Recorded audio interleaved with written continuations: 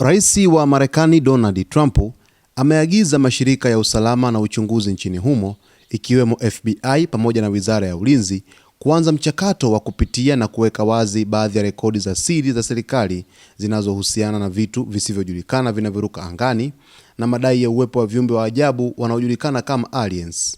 Kwa mujibu wa taarifa hizo, hatua hiyo inalenga kutoa ukweli kuhusu matukio ambayo yameripotiwa kwa miaka mingi, huku serikali ikidai kuwa baadhi ya mafaili hayo yana taarifa nyeti zinazohitaji kuchunguzwa kwa makini kabla ya kutolewa kwa umma. Trump alieleza kuwa kuna umuhimu wa kuwapa wananchi uwazi kuhusu mambo ambayo yamekuwa yakizua maswali mengi duniani kwa muda mrefu. Hata hivyo, Rais Trump hakuthibitisha moja kwa moja uwepo wa viumbe wa aliens, bali alisisitiza kuwa serikali itafanya tathmini ya kina ili kubaini ni taarifa zipi zinaweza kuwekwa wazi. Aliongeza kuwa baadhi ya mafaili hayo yanaweza kuwa na maelezo muhimu kuhusu matukio ya UFOs na uwezekano wa maisha ya nje ya sayari ya dunia.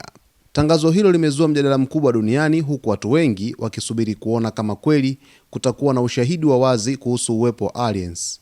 Kwa miaka mingi kumekuwa na ripoti mbalimbali kutoka kwa marubani, wanajeshi na raia wakidai kuona vitu vya ajabu angani ambavyo havijaelezwa kisayansi.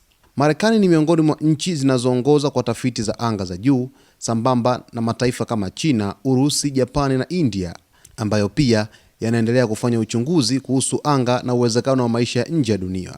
Iwapo mafaili hayo yatawekwa wazi, yanaweza kubadilisha uelewa wa binadamu kuhusu ulimwengu na kujibu swali ambalo limekuwa likiulizwa kwa muda mrefu. Je, ni viumbe wa ajabu, aliens, kweli wapo? Basi mtazamaji wetu, endelea kuungana nasi wakati wote hapa ili uweze kufahamu yanayojiri katika anga za kimataifa. Kwa taarifa zaidi na nyinginezo, basi nikukumbushe tu, kama bado hujaweza kusubscribe, ni kuombe uweze kusubscribe, kulike, kucomment pamoja na kushare.